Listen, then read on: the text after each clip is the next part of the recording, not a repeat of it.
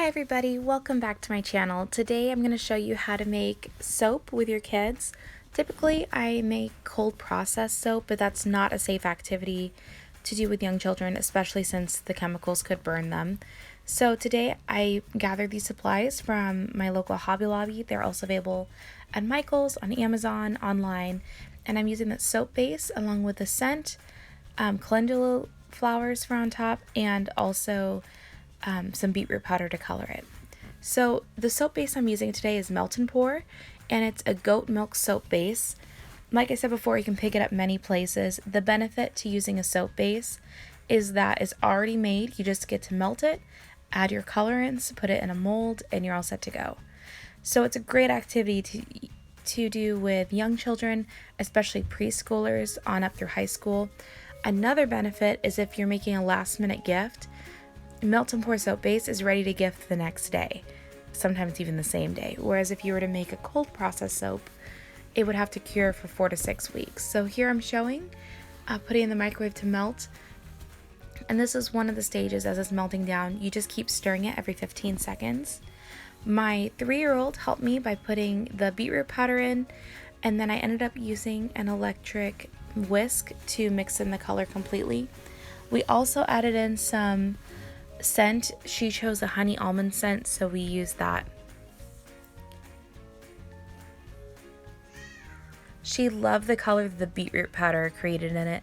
I was looking for more of a rustic look, so the beetroot powder added some speckles, and then also I left it at this kind of gloopy consistency so that it would have more of a rustic look inside my container.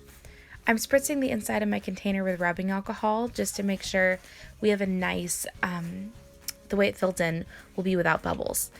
And like I said, I'm going for more of a rustic look, so it's not going to be perfectly smooth. I'll show you in the second soap how to create more of a smooth texture. But we're just putting it in there. If you didn't have a silicone soap mold, you could always use a tofu container, half and half container, milk carton, anything that would fit the size you're looking for to cut individual pieces from. So here she's going to sprinkle the calendula petals on top, and we went pretty liberally. In my opinion, it's always better to put too many because the excess will just fall off and then you'll still have good coverage. So we were pretty liberal with our application. Here's how it's looking, and we're going to put it off to the side to cool. Now I'm going to make a second batch just to show you how we can create more of a smooth consistency. This one I'm going to be using Vanilla Oak by Brambleberry for scent, and I'm also going to be using a cappuccino mica. The last batch I tried putting in half a pound and melting it, and then melting the last half of a pound. This time I'm just going to put the entire pound in when I go to melt in the microwave. I found it had much better results and it was a lot quicker. So you're going to see that it kind of mounds up inside of my microwave proof container, and that really doesn't matter. It's not going to puff up at all in the microwave like ivory soap would. Instead, it's just going to melt down and create a smooth consistency. Here I'm adding my mica, and I'm going to use that electric whisk again to blend it in. If you're looking for specialized scents or colorants, I really suggest looking at Nurture Soaps or Brambleberry. I'll be putting some links below for you to check them out. You're not going to find as many options in your local craft store.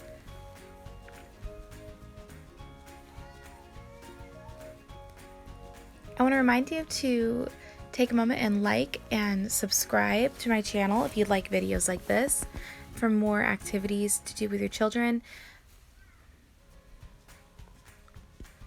I'm going to melt it one more time to make sure it's nice and smooth, and then I poured it into my container. Here I made a bit of a misstep. When I do cold process soap, often I'll do a mica coating on top, and so I decided to try that out on my Melt and Pour. So I'm using a black mica. It did not turn out very well. It ended up transferring to our fingers. So before we decided to gift these, we actually rinsed them off, let them air dry, and then we packaged them.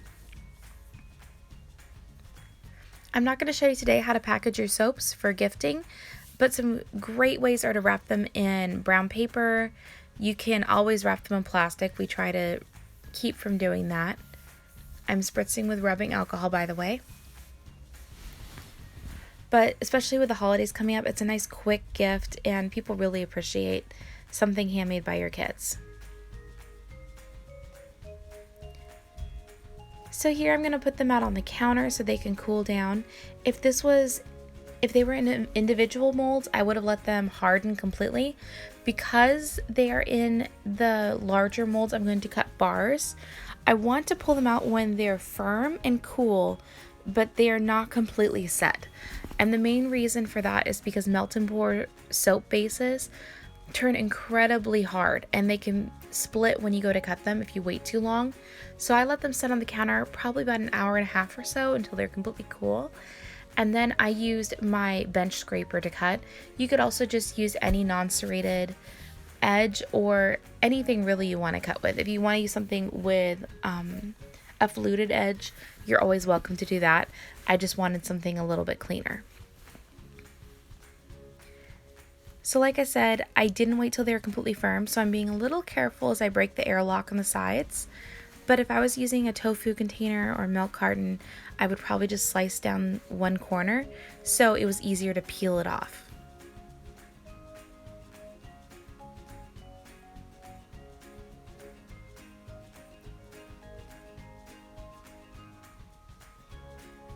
As you can see, the black mica is getting all over my hand, so that was definitely a misstep. And I'm going to show you what the loaves look like. You can see the more rustic look on the pink one, and then the smoother look on the charcoal. So here I'm trying to figure out how to cut this. I've never made loaf or slices out of this loaf mold before. So I was trying to figure out how to navigate the calendula petals. As you can see, if you press down through the calendula petals, they will drag through the entire loaf. And that goes for any type of embed or any type of ornamentation on top.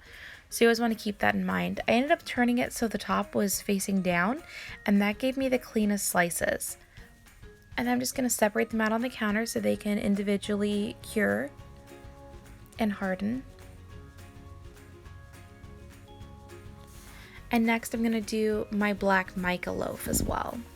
I'm cutting them in slices that are about 3/4 to an inch thick. If you're going to sell these, of course, you'd want to weigh them, make sure they're all equal weights. And here's my kiddo. She's showing which one is her favorite out of all of them. She really liked the vanilla oak, but then she also liked the way the beetroot looked on the other one. So I'm going to let these cure for a while until they're completely set, and then we'll gift them to friends and family. Thank you so much for watching today. Make sure to like this video and then also subscribe if you'd like to see more content like this. And check out all the links below in the description box. I'd love to see you over my blog. Have a great day.